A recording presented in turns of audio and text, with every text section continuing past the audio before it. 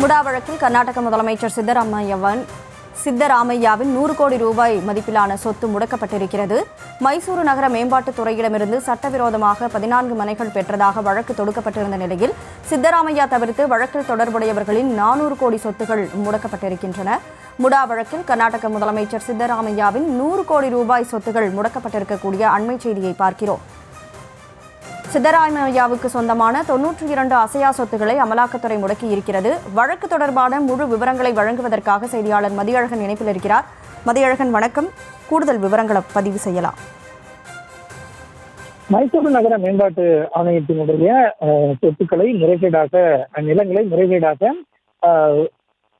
அபகரிப்பதாக கூறி கர்நாடக முதலமைச்சர் சித்தராமையா உள்ளிட்டோருக்கு எதிராக வழக்குகள் பதிவு செய்யப்பட்டிருந்தன. அதாவது அந்த நிலங்களை முறைகேடாக பிறருக்கு வழங்கியது தொடர்பாக வழக்கானதை பதிவு செய்யப்பட்டிருந்தது. இந்த விவகாரம் தொடர்பாக ஏற்கனவே கர்நாடக முதலமைச்சர் சித்தராமையாவுக்கு எதிராக அமலாக்கத்துறை வழக்கு பதிவு செய்திருக்கிறது. அது தொடர்பான வழக்கு விசாரணையும் நிலுவையில் இருக்கக்கூடிய நிலையில் இந்த விவகாரத்தில் சட்டவிரோத பணப்பரிமாற்ற தடை சட்டத்தின் கீழ் மொத்தம் 92 அசையா சொத்துக்களை 100 கோடி ரூபாய் மதிப்பிலான 92 அசையா சொத்துக்களை அமலாக்கத்துறை தற்பொழுது முடக்கி இருக்கிறது. அதாவது இது தொடர்பாக அமலாக்கத்துறை தெரிவித்திருக்கக்கூடிய அறிக்கையின் அடிப்படையில் இந்த முடாவினுடைய இந்த சொத்துக்களை முறைகேடாக ஒதுக்கீடு செய்ததில் சட்டவிரோத பணப்பரிமாற்றம் நடந்திருப்பதாகவும் அதன் காரணமாகவே இந்த சொத்துக்கள் தற்பொழுது முடக்கப்பட்டிருப்பதாகவும் தெரிவிக்கப்பட்டிருக்கிறது. அதாவது முடா சொத்துக்கள் முறைகேடாக ஒதுக்கீடு செய்யப்பட்டதாக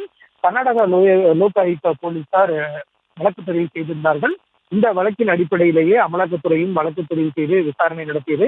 கர்நாடக முதலமைச்சர் சித்தராமையா, அவரது மனைவி உள்ளிட்டோர் இந்த விவகாரத்தில் வழக்கில் சேர்க்கப்பட்டிருந்த நிலையில் இந்த வழக்கில் வழக்கு பதிவு செய்த அமலாக்கத்துறை தற்பொழுது இது தொடர்பான, அதாவது சித்தராமையாவுக்கு சொந்தமான 100 கோடி ரூபாய் மதிப்பிலான 92 அசையா சொத்துக்களை முடக்கியிருக்கிறது.